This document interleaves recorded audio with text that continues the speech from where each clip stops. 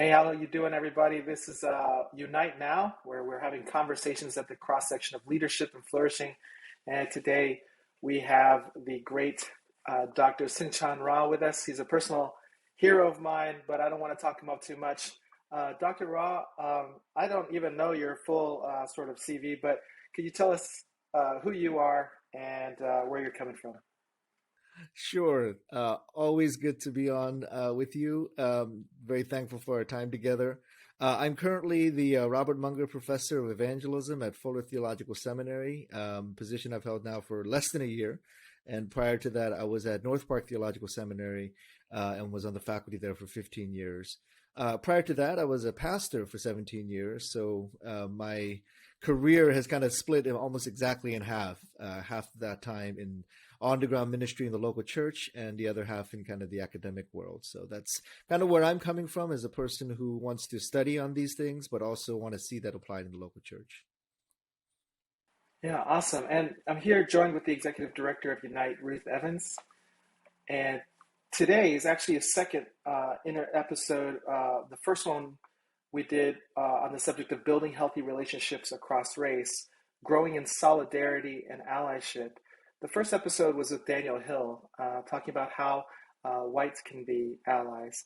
And we recognize that the conversations around race in the United States can often be polarized between white and black. So we thought we need to bring in somebody who can really help flesh out all the messy middle. Um, Not that it's not messy on the ends either, but tell us a little bit about sort of your perspective on just the general topic, and then we can sort of dive into particulars. Sure. My personal interest in this topic emerges out of my background, actually. When I was young, my family moved into a rough neighborhood in Baltimore. And my joke is, all neighborhoods in Baltimore are kind of rough. But I grew up in an inner city neighborhood in Baltimore that was a third black, a third white, and a third recent immigrant. Most of us Korean. Um, but we were living in this community that everybody was poor. We were all on food stamps. We were all in subsidized housing. And yet here we were united by our poverty, united by our circumstances. And yet there was some pretty significant hostility between the groups. And I was confused by that when I was a kid, because when we were in elementary school, we all kind of got along. You know how that is in elementary school. You don't kind of worry about these things. But then you get to junior high school and you start seeing kids sit at different tables, right? The black kids sit at one table, white kids and the immigrant kids all at another table. And sadly, by high school, you really had full blown gangs that were divided right along racial lines and the conflict that came along these racial divisions in these gangs. So growing up in that environment, I just got a little confused by this and said, look, we have something in common, our poverty. We all don't like the man because we're being oppressed by the man. And yet here we were not able to get along. And I had hoped that the church would be different. And I remember thinking, maybe Christianity, having grown up in the church and having had this Christian experiences, I was like, maybe the church can provide something different. And what I saw was actually a bus would come in from the suburbs and take us kids out of the city, back out to the suburbs. And that's where we were supposed to encounter Jesus. And so, all of this started just really became an enigma to me. Why is it that the church can't be united? Why is it so difficult to be united when there are so many things that should unite us? The calling of the Christian gospel, the unity of good theology that talks about shalom and justice for the poor and justice for those that are marginalized. These are all things that should unite us. But what I saw very early on was the absence of that. And so a lot of what I've tried to do as a person in the church is try to walk through that and to understand the conflict between black, white, between other groups, and how all of this gets so confusing and problematic. And I would really want to, as a church, walk through that in a healthier way than I think we've been doing.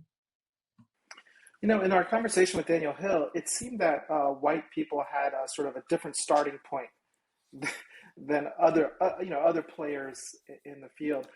Is there a particular starting point that you feel like Asians have in this conversation around solidarity? Yeah, and the theological term that I've been using is imagination, right? What is our imagination? Not like making stuff up in your mind, like fairy tales or things like that. But the idea of imagination is how you view the world and how you understand the world, how you imagine that the world can be. And the social reality is because of history, because of cultural realities, because of social, political, even economic realities, the dominant culture has a particular imagination shaped by their experiences and their history and their cultural dynamics. Whereas African Americans have a different imagination because of the very different history. And that's the same with Asian Americans as well. So, this is important to me when I think about the possibility of a Christian theological imagination that could actually call us to something better rather than the imagination that exists in the broken systems of our world. My mentor, Willie Jennings, talks about this. But unfortunately, what he points out is that the Christian imagination was actually part of the dysfunction of the general imagination in our society. That so much of our dysfunction in the world right now actually emerges out of a dysfunctional Christian imagination. So that's one of the ways I would look at it to say, what is the existing imagination in various groups? Because we have different experiences. So for me as an Asian American, as a Korean immigrant, I was born in Korea, came to the U.S. when I was 6 years old, grew up in inner city Baltimore. That really profoundly shapes my imagination. It shapes what I think the world can be, what the world can look like.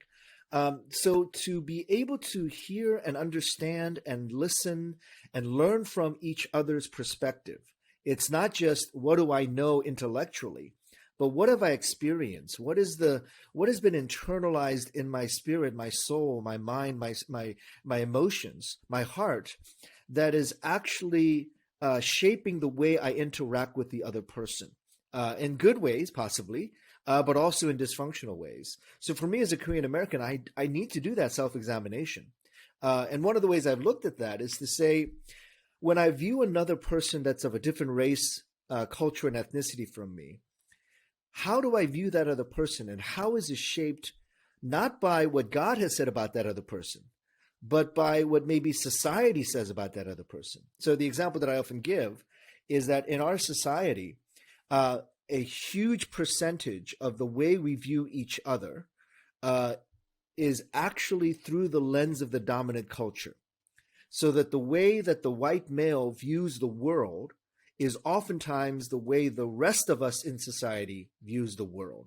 So Willie Jennings kind of, again, draws this distinction of the white male's gaze perspective on the black male actually determines how the black male is viewed in all of society. And so as an Asian male, I don't have my own direct relationship with the black male. I have a view and a perspective that is filtered through the dominant culture view of the white male. And so, for example, what I talk about is that the white male's gaze on the black male is usually defined in two terms, the pet and the threat. And if the white male views the black male as a pet or a threat, because that's the dominant worldview in our society, as an Asian male, I often view the black male as a pet or a threat. And so that we are not having these direct relationships with one another, the white male, the black male, the Asian male, the Latino, all of these are filtered through the dominant culture lens. We can't have those kind of healthy shalom relationships because we are seeing these relationships through dysfunctional lenses. How would you, so that's a fascinating and I think really helpful concept. Eh, Would you be willing to speak to what you would say would be the white male's gaze or concept of the Asian American male? Yeah, so it's interesting because it's similar but a little bit different. The pet and the threat matrix is applicable to the Asian male perception of the white by the white male as well. So in the in the African American community, when the white male gazes the black male, the pet is the comedian, the entertainer, the athlete that provides entertainment for the white community. The threat would be the unidentified black male who's seen as the physical violent threat. Similar, the parallel with the Asian community would be the Asian male as a pet is kind of the bumbling Charlie Chan character that you see in media. Media is a really good portrayal of Asian men in particular as pets. You think about Asian portrayal in the movies, and that's why things like Shang-Chi are so dynamic because you're seeing an Asian male as masculine, as a fighter, as a sexual in a positive way. I mean, there's kind of these weird things that media portrays where Asian men are oftentimes in previous iterations of media, Asian men are emasculated. Asian men are bumbling fools. You kind of think about when I was growing up, there was a movie called 16 Candles that was popular with all the teenagers. And there was an Asian character who was I think a Chinese or Korean exchange student. And he was this bumbling idiot, who was just kind of this caricature. And so you see Asians in this kind of pet idea that we are objects of derision, objects of humor, very emasculated, a very non-masculine type of images of the Asian man. So that would be the kind of the pet. The model minority myth that we've often heard about for Asian, that's part of the pet idea as well. That, hey, look at the way the Asians have succeeded in our society. Aren't they wonderful? Why can't the blacks do that? Why can't the Latinos do that? And that's actually a pet matrix to portray Asians as successful minorities who get to the Ivy League schools and who are medical doctors and engineers and lawyers. That actually is a pet mentality because then you can point to the Asian male as the model minority to say, why can't other groups act like that? But the other way then is the Asian male as a threat. And we saw this very explicitly during the COVID, in the middle of COVID, right? The Kung flu and the Chinese virus and the whole portrayal of Asians as the starters of this pandemic, as the source of this pandemic. And you, of course, saw this in this AAPI backlash, Asian men as threats. You see this in, again, caricatures, Asian men as kind of the Kung Fu villain, the Asian men as the Bond villain, stroking cats, that kind of stuff that you see in the media. You saw this in economics a few years ago as the Japanese as the major threat to the auto industry. Now, what you've seen as a result of the Asian male and Asians as pets is usually a violence that follows with that. So that when the Japanese were portrayed as, they're the ones trying to take our jobs, they're destroying our auto industry. Well, one of the byproducts of that, results of that, was the Vincent Chin murder. You had a Chinese American who was thought to be Japanese and was beaten up by auto workers. So in the portrayal of Asian men as threats, you are oftentimes seeing the violent response to that. And we clearly saw that during the time of COVID, where the blame, and this was political rhetoric, this was media rhetoric, where the accusations of Asians as a threat led to, as has been well documented, this spike in violence towards the AAPI community. I think as you were talking, I was also thinking, especially as you were bringing it more recent, in Atlanta, it was where there was some significant shootings, right? And so I would love even if you would be willing to explore a little bit as far as like how the Asian American female is often viewed and the implications for that, because I feel like it's in some ways really different than what you described. So yeah, would you be willing to go there? Yeah, the other corollary to this is the white male gaze on the black male, but also the white male gaze on the black female. And Bell Hooks describes this gaze as the Mammy and the Jezebel.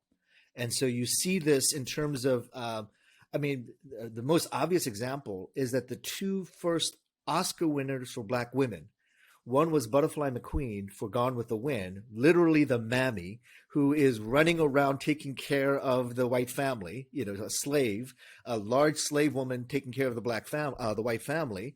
And the second Oscar winner, black female, was Halle Berry, and her role was literally the Jezebel. She was this over-sexualized, hypersexualized black woman who was seducing, the white men. So you see again in the media portrayal of black women in these two categories. Bell Hooks points this out: the Mammy and the Jezebel. And there are corollaries in the Asian women as well. That when the white male gazes upon the Asian female, what is the perception? And that becomes the normal perception. So one, the idea of Asian women as caretakers and as servants. The immigrant woman who picks up towels after you at the spa. The immigrant woman, and this was my mom's role as an immigrant woman who worked at a service industry and made food for the community in the local carryout. The Asian woman that cleans up towels and at spas and makes the beds in hotels. These are kind of the image, or nurses. These are the image of the Asian woman as the mammy or the caregiver. And of course, the other side of that is the Asian woman as sexualized, as the Jezebel. And that's where the situation in Atlanta was so problematic, because you had, and I've said this before, the women that were killed were 70-year-old, 60-year-old Korean women. They were not sex workers. They were the ones that picked up the towels. They were the ones that swept the floors. They were the ones that were the caregivers. And how quickly the media, politicians, and pundits made them into sexual objects. It was completely devastating for me, especially for many of us in the Korean community, to say that these are mothers you are sexualizing. These are grandmothers you're sexualizing. And I lost my mom last summer, over a year ago. And she was a caregiver. She was the immigrant, 60-year-old woman who would work in these inner city carryouts, and she was actually a nurse's aide in a nursing home. And that's what we want from our Asian women. And then how quickly that became hypersexualized and said, oh, these massage parlors were places of, whether it was or not, that's not the point, that you took these images of Asian women and the first thought was, oh, it must have been a sex crime rather than an Asian act of violence, of an Asian hate crime. So again, the dominant culture's gaze is how we end up viewing one another rather than that direct relationship. So for someone to be able to say, oh, the shooting in Atlanta was a sex crime, they don't know the community. They're seeing the community filter through, well, frankly, sadly, through the violent perpetrator. So the violent perpetrator viewed Asian women as sex objects, and therefore now the rest of us have to do that. When actually, why don't we let these individuals and the community say who they are? These are strong, hardworking, godly women who serve their community and try to keep their families together, just like my mom did. And so I took that very personally when the Asian women were portrayed in this way, because it was not allowing them to define themselves. It was being defined through the gaze of the dominant culture. And don't you find that even within the Asian American community, the white gaze is also sometimes how we see ourselves? Yeah. Yeah. And that's what's interesting, because when you're in the culture for so long, or when you're minorities in a majority culture or marginalized within that culture, and Paulo Freire talks about the pedagogy of the oppressed. It's the idea that when you're in that system, you begin to internalize the narratives about you within that system. And that unfortunately happens quite frequently, where, you are in this, the slave system, you're in the marginalized, oppressed system. You begin to believe that about yourself. And like I said, you also begin to believe that about others in the community. So the black male can't be your friend because that person is a threat. The Asian male can't be a friend because that's the model minority that's taking jobs away from you. So it creates this larger narrative that becomes a part of the systems of the broken systems. And then those of us who live in that system almost can't help but internalize that. And so there has to be an effort by those of us in these communities to actually intentionally confront these dysfunctional narratives that are told about us. And that's very hard to do.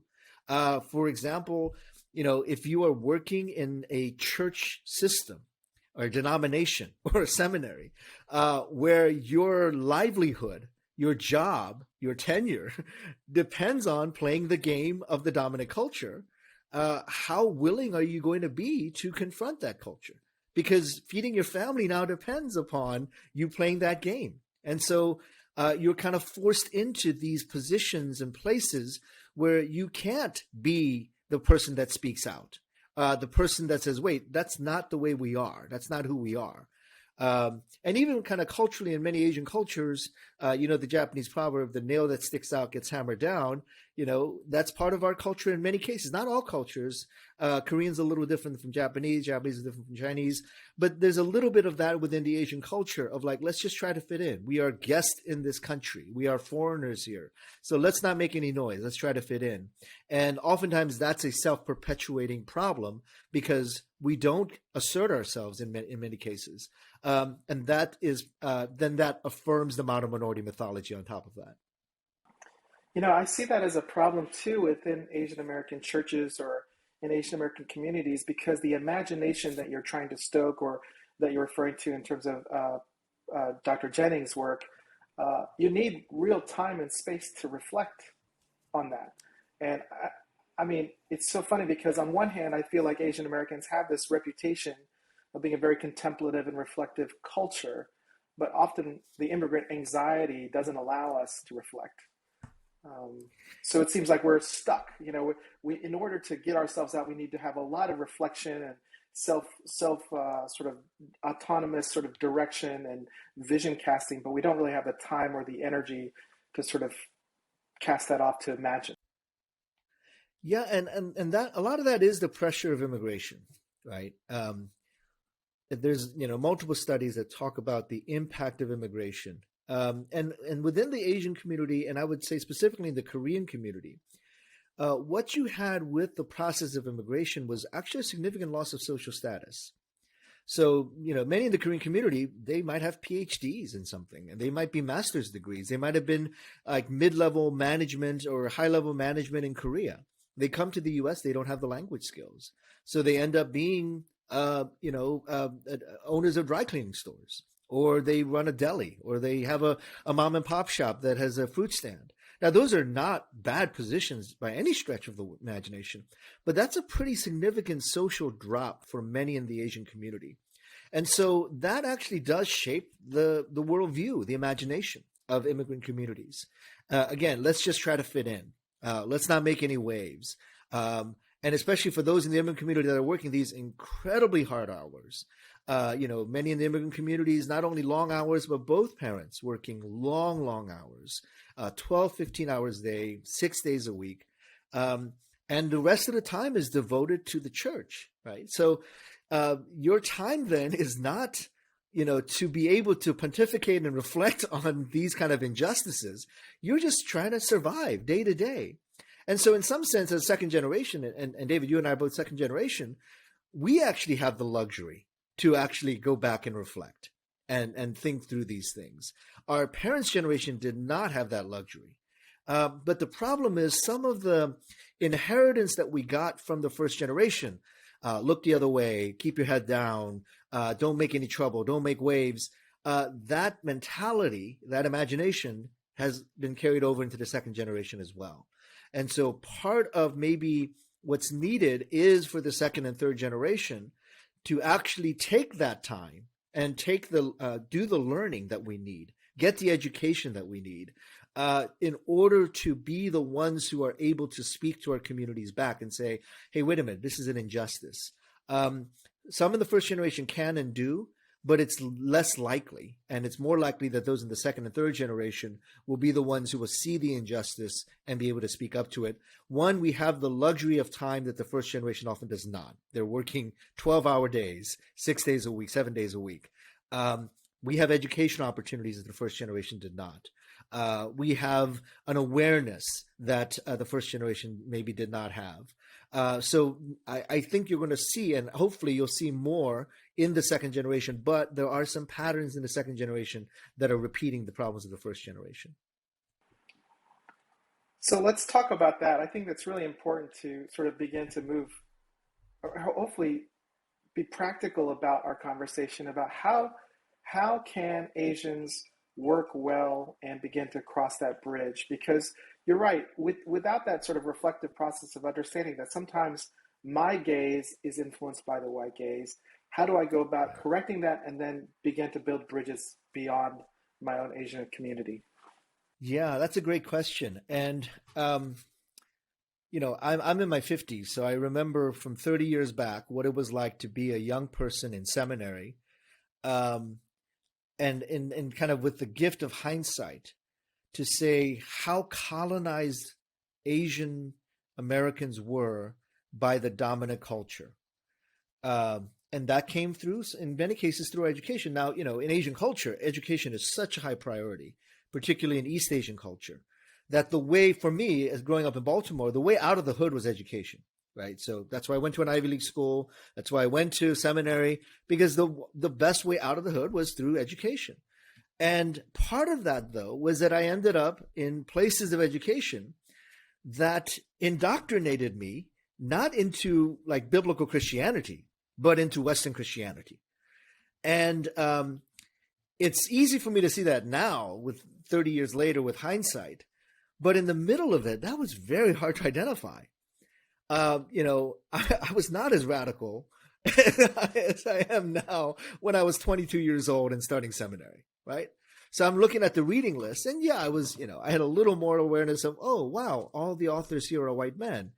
And I wouldn't do anything about it. Now I would, flip over tables and, and shake my fist at the man. But, back then I'm looking at this, and none of my friends did. None of my colleagues, none of my Asian American friends at seminary would bat an eye to say, of course, we have to read Calvin and Barth and Bonhoeffer and Luther and Edwards. Of course, Edwards is, next to Jesus. Those are the things that we kind of assumed that was part of our education into orthodoxy, which was actually a very specific form of American evangelical orthodoxy, and we didn't think twice about it. And so there was a lot of that happened over the years, and that keeps perpetuating, right? And so the schools that had the huge influx of Asian Americans were oftentimes the schools that were more theologically conservative, not necessarily more theologically orthodox, theologically conservative, that generated a generation of theologically conservative pastors who saw theological conservatism as orthodoxy, and again began to replicate that. And so there were no questions being asked during this time. And there has to be some of these conversations that occur now that go back and say, hold up, we got an education that was hyper colonized, that was hyper rooted in a perspective that comes from dominant culture, and we never batted an eye about it. And so now my challenge is, how are we going to break out of that? And I'll tell you how I broke out of it. One was, after I graduated seminary, or when I was in seminary, and then right after I graduated seminary, I had the incredible gift of African American mentors in my life. When I first started the church and planted a church in the Boston area, I tell the story often. I went to about 8 different African American pastors, and I said, I'm about to plant an inner city church in an urban setting, and I need help. I need mentoring. And so I went to 8 different African American pastors. All of them said yes. 7 of them, like, literally would call me every day, every other week, every month. So I was in a constant rotation of lunch meetings with these African American pastors. At least one of them I would meet with at least every week or every other week or so. They would call me out of the blue. How are you doing? How are things at your church? They would say, hey, why don't you come and preach at my church? Those kinds of like really gracious expressions and outreach to me. And I'm this, 28, 29-year-old, Asian kid, just in the middle of the inner city Boston and Cambridge. And these pastors are just bending over backwards to love and care for me. Those were ground shifting, imagination shifting moments where I wasn't the person that was helping poor Black kids. Or I didn't have my one Black friend. I was literally under the spiritual mentorship of African American pastors. And that's a dynamic that I would say most dominant culture folks have never had. I ask this often in conferences and the like. How many of you white folks can really identify several mentors who are mentors of color, people of a different race than you? Because I will guarantee you, every person of color has had at least one, probably multiple white mentors in their life. A supervisor, a pastor, a professor, books they've read. Every person of color has had multiple influences from the majority white culture. So many white folks have not had those influences from people of color. So for me as an Asian American, having been dominated by colonial mentality in my seminary education, when I got out of seminary, one of the best things that God provided for me were African American mentors who guided me through pastoral ministry. And I said, oh, there's a perspective out here that I did not get. My theology was very incomplete. So when I did my doctorate at Gordon Conwell, the two of the key people that shaped me were Eldon Villafañe and Humberto Alfaro. And then the work of Virgilio Elizondo, and to be able to connect with the Latino community, Elizabeth Conde Frazier. These were incredible Latina scholars who shaped my theology. And then when I was at Duke, I studied with Willie Jennings and Jay Carter and Valerie Cooper and African American scholars, Emmanuel Katongole, who shaped me, and to have those mentors as well. And in more recent years, the Native American community has just been this incredible space of learning and growth, where I've had Native American mentors. So that's one of the places. Again, I'm not talking about whites and Asians going into the Black community to help poor Black kids, or making sure you have that one Black friend. How many books are you reading by non-white authors? How many spiritual authority over you are there who are people of color? How many intellectual guides are there that are actually people of color? Those are groundbreaking places where the imagination shifts, because you are no longer the person of authority or the good friend. You are actually in a place of submission to those that are of a different race and culture. I'm thinking with that, I feel like that's so helpful. Both your statements of just having a multitude of witnesses and mentors, right? Like that's Yeah. powerful. And then, and being in relationships that shape and form you. You mentioned, who have you been reading, what scholars, those kinds of things. And I do think, we talk a lot about like, hey, it's important to do your work, right? Don't just kind of show up and Yeah. be like, hey, I decided I really want to learn now. Now it's your job to teach me, right? So like, what kind of work are Right. we doing? Do you have favorite resources you could suggest for people who are like, man, I want to dig into this? Do you have favorites? Yeah, so I've been really, again, blessed to have had that real personal interaction, and that's shaped who I am. But the good thing is, it's been happening both on the ministry level and the academic level. So when I was at Duke, to be able to study with Emmanuel Katongole and his work on lament, that shaped my work on lament. So, look at some of Emmanuel's work on lament, because it gives an African perspective in addition to kind of a global perspective. Obviously Willie Jennings' work on Christian imagination, Jay Carter's work on race. These are seminal works that really are shaping of that. My profound respect and honoring of Brenda Salter McNeil's work on reconciliation, and the incredible groundbreaking work that she has done to bring these narratives into the evangelical world in particular. I love the work of Corey Edwards, a sociologist at Ohio State, and I'm really honored to do the foreword for her most recent paperback copy of her book. But she does that sociological research that's very applicable to the church. I'm very thankful for my writing partnership with Mark Charles, and what Mark has put out there, and to be able to co-author a book with him. Richard Twist was one of my most significant and important mentors in my life. I would say the work of Andrea Smith is very exciting. If you can find her work on things like Insight, her insight on this stuff is phenomenal. I would also encourage the work of Virgilio Elizondo and Eldon Villafañe, Elizabeth Conde Frazier. These authors are out there. Do the work around womanist theology, Phyllis Shepherd. do the work around Mujerista theology, Isasas. You've got folks that are out there who are generating this incredible material. And I've had the great honor of, in many cases, studying directly under them.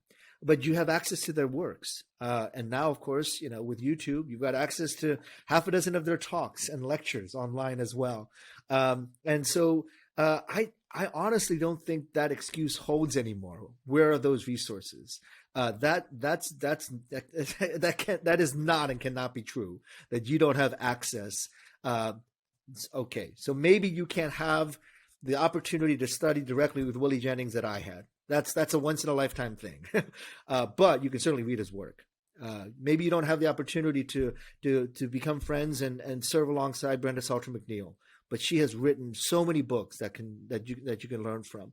So there's some spaces out there. There's really, let's be blunt, there is no excuse to limit your learning into a particular segment of Christianity anymore. There's just no excuse.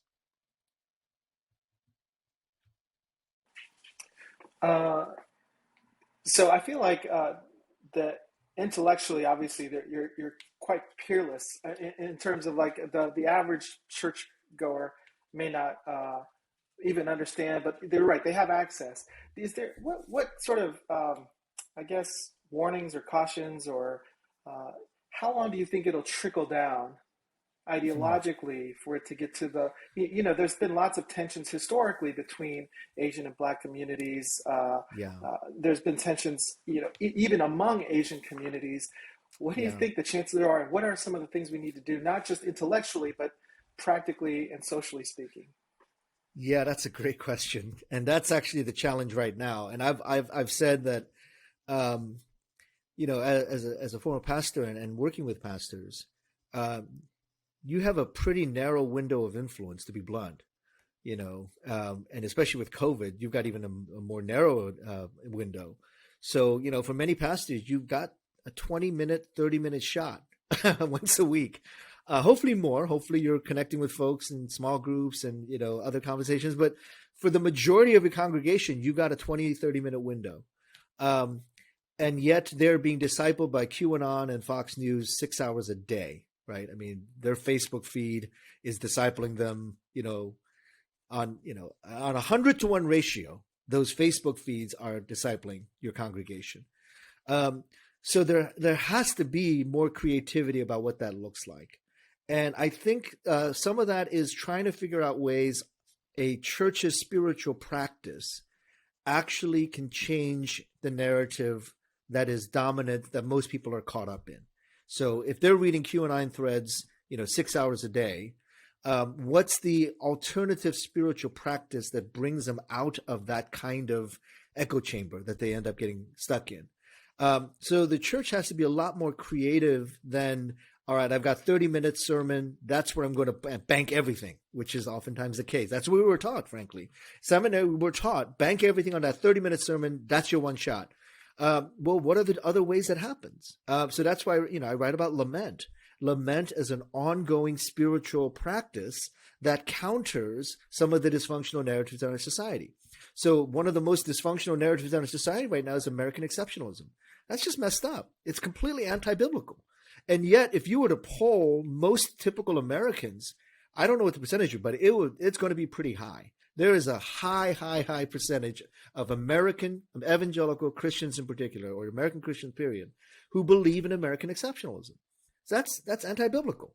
Nowhere in the Bible, anywhere does it talk about American exceptionalism. It's just not in the Bible. So let's actually offer a counter narrative to that. And it's not an easy one. It's lament. Lament is the response to exceptionalism. You see it in the book of Lamentations. So where are the spaces that you create not one sermon on lament, which is what happens. I'm going to give the sermon on lament, usually right before Good Friday, I'll give that one sermon on lament. But where's the places where you introduce the practice of lament into the church? What does your kind of weekly email look like to your congregation that actually introduces lament? What does your prayer life as a church look like? If your exceptionalistic, triumphalistic prayer narrative is the dominant one, then you are perpetuating the dysfunctional narratives. So I actually have hope in the capacity for the church to be creative around this. I'm actually not giving up on that. I think a lot of our creativity has gone into really stupid stuff. Like, hey, what kind of fun video can we do for 3 minutes that will announce that children's service is going from 10 to 9:30? I'm not kidding. They spend 20 hours making these 3-minute videos to announce that your children's service is shifting times. Take that creativity and teach the church how to lament. Take that creativity and teach the church new disciplines that will actually impact their lives in more profound ways than, maybe some of the energy that we're putting in. So I do believe in the creative power of the church. I just believe it's been really poorly directed. Well, this is a little bit more personal. Sure. But, you mentioned Corey Edwards, one of her articles, the Estranged Pioneers, I believe, talking about how it sort of, I think it mentioned specifically Asian American and African American church planters who start off with this sort of wide-eyed, like hopeful, like posture of church planting and being multi-ethnic from the get-go, often end up being like really lonely, really disenchanted. Not that I would be in that place or would be. But do you have encouragement for pastors and church planters who find themselves estranged, lonely, distant from our own sense of community, distant from this sort of beloved community that sort of got us started on this track? Yeah, and I have not pastored a church in the conventional sense in about 15 years, right? So, I was an interim pastor most recently, but that's very different. And what I've seen over the last 10 plus years in ministry, and not just for those who are doing this kind of really difficult, challenging work around multi-ethnic, racially reconciled, justice-oriented churches, but just across the board, we're seeing this, right? The dropout rate during COVID was sky high. I work with church planters, and the number of church plants that shut down during COVID is just, very disheartening. And I don't think we've actually had the full effect of this yet, because even as COVID, hopefully is winding down, you've got folks who just kind of grinded it out during COVID and who are just so burnt out that after it kind of settles, you're going to see a massive number of resignations, I believe. I think we're just at a place where pastors are burning out quickly. Folks are just exhausted, and it's multiple things. I mean, imagine not only going through COVID, but then George Floyd, and you're trying to figure out how to address this issue. And meanwhile, your congregation is, talking about, hey, are you going to that rally in January 6th? I heard it's going to be fun. Imagine what that feels like for a pastor to try to juggle all of this. And then at the end of that, they just kind of like feel unappreciated, feel exhausted, feel completely burnt out. So I definitely can see that, again, for those who are trying to do this really pioneering, groundbreaking work. It's not a joke, it really is true, that those of us who are trying to do the work, especially of establishing multi-ethnic, racially reconciled churches, we are kind of taking on the devil's number one tool in his toolbox to tear down the American church, right? So it's not, secular humanism. It's not critical race theory. These are not the things that are tearing down the church. The dividing walls of hostility, the racial animus, that's what's really tearing down the church. That's the devil's number one tool when it comes to going against the flourishing of the American church. Racial conflict, racial animus, that's the devil's number one tool. And so when multi-ethnic churches are trying to address what is the devil's number one tool, and I'm Pentecostal enough to believe this, my background is Pentecostal, you got the devil upset, and he will come after you. And so I don't want us to be foolhardy to say, oh, I'm going to do this pioneering work. And even if you don't believe in all that kind of devil stuff, you're still going up against systems, structures, embedded narratives, powers and principalities, all these kind of these things that you're going to face hostility. You're going to face conflict. So sadly, what I just gave was even more discouraging than what you asked for, which was actually a word of encouragement. The encouragement I would say is you are not alone. And I hope no pastor ever feels that they are alone in this kind of effort. Actually, Dr. Edwards and I have talked about, are there mentoring we can do for those who are in these kind of spaces of trying to pastor multi-ethnic churches, because seminary didn't equip us for that. Let's be blunt. Seminary 20, 30 years ago didn't even have that on their radar that folks were going to go out and pastor multi-ethnic churches. That was, when I was there, they would still talk about the homogenous principle as the ways to have churches. That was the conversations we were having in seminary 30 years ago. There's a little change in that now, but most people are not equipped to deal with this, which means that as more and more are trying to do this, we need to find each other and support one another. Like I said, for me, the support I got was from African-American pastors. Now, they were not pastoring multi-ethnic churches. That's one thing. I was pastoring a multi-ethnic church, but the Black pastors that mentored me, they were in Black churches. And yet the relationship with them was so life-giving. And so I would say that, you've got to find the places where there's that kind of giving of life, whether it's peers or those who can speak into your life in ways that are different from maybe what you've been hearing. Well, I'm talking to him, so I appreciate your intensity in terms of like, hey, I thought this was really bad. You're like, yeah, it's really bad. It's worse than you even thought before. That's right. It's going to get worse too. One of the things that the recent shootings in Atlanta brought out for me was, and especially being in Atlanta, is that I went from being sort of invisible, kind of being able to mind my own business, not really and of course I'm not the type to say this. I do think social justice is my business, but sure. it does feel like it's somebody else, like I'm working on somebody else's behalf. I'm doing this for somebody else, but then that type of invisibility was sort of that myth was sort of, that facade became taken away. And in some ways, I felt like, oh, now I'm visible. Like now my people, my mom, people my mom's age, when I hear like Asian elderly women getting kicked in the street or assaulted violently, suddenly it starts to become like, why? I would gladly take on that beating. But the fact that it's my mother, or it feels very weird, and to have that hyper visibility now. And it's still othered. It's not me. It's my mom's generation, the one who owned the laundromat, the one who owned the convenience store, the one who worked that many hours. There's a lot of ways in which when people drew around to show solidarity, I felt very uncomfortable with that and felt like, oh, how do I do this? How do I, now that I'm visible, how do I not receive this as shame, but solidarity and allyship? How do I open myself up to that? Because you and I know being an immigrant is like being vulnerable and invisible and not spoken for. And so how do we turn the case and say, thank you. How can I do the same for you? Yeah, that's brilliant. That's brilliant. And it really has a lot to do with what community really should look like in the church, right? And I think this is the hard work that we do. The building of this kind of beloved community, a genuine multicultural, multi-ethnic, multiracial community of justice, the community we see in Revelation chapter 7, verse 9, the community we see in Micah chapter 4, community we see in Genesis that was intended by God, male and female in the image of God.